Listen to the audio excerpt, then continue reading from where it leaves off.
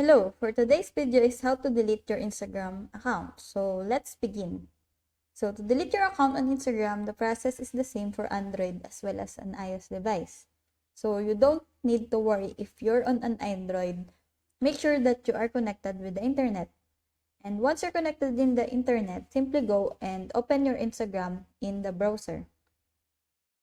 So here we go. So once Instagram is open, simply go and tap on your profile icon on the right bottom corner. Once you're here, tap on settings on the upper left part.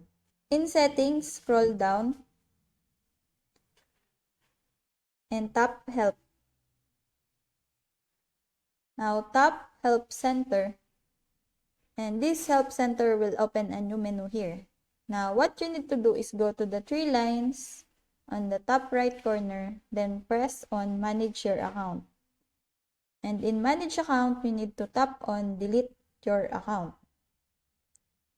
So you just need to read all of this one.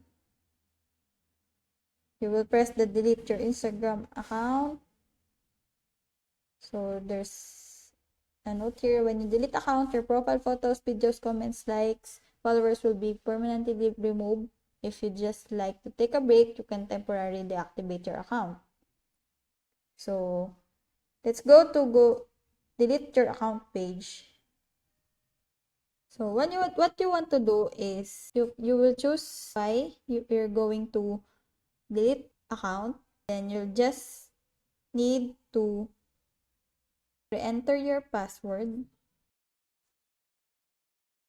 Then you will just need to hit delete your account. So make sure that if you continue to your profile and account details will be deleted on it's today, you won't be visible to Instagram between now and then. If you change your mind, you can log back in before the deletion date and choose to keep your account. So there will be a 30 days grace period for this one. So if I tap delete, my account will be deleted. In some of the cases, if you want to be temporarily disable your account, if it says if you're looking to take a break, and you can always temporarily disable your account. So this is for permanent. You would not be able to recover that in that case.